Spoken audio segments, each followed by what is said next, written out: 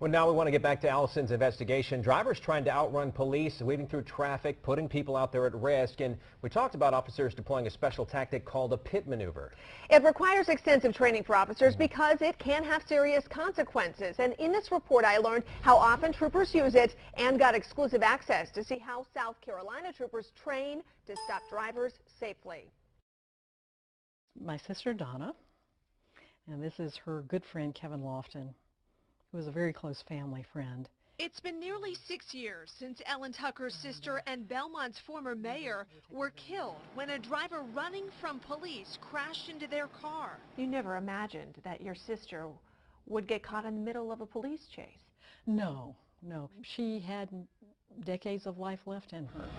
In police chases across the Charlotte area, we've seen officers try to catch drivers by forcing them to a spinning stop with this maneuver called a pit, pursuit intervention technique. In March, North Carolina trooper D.A. Motzinger used a pit maneuver to stop a fleeing minivan full of teens in Anson County.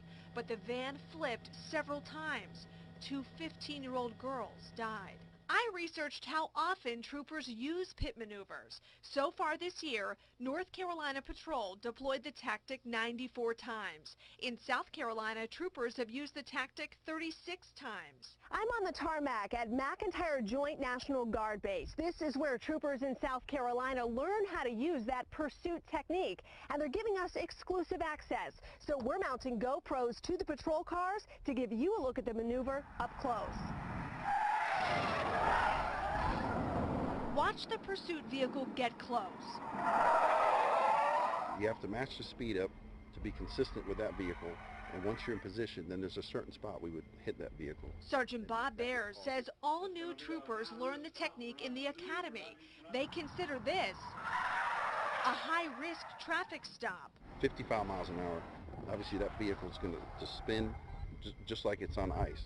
That's why troopers must consider several factors. Whether it's the conditions of the roadway, the width of the roadway, the weather, pedestrian traffic. So there's a lot of factors that are weighed in before any maneuver is done. So the troopers that are going through the academy, they're going to get this training while they're in the academy. So when they graduate, they'll be ready to implement this if needed on the road. Because without this training and knowing exactly how to do it, it could be dangerous. Absolutely. It's a big liability. Yeah, that's Donna. Big smile. Ellen Tucker thinks of her sister every time she hears of a chase.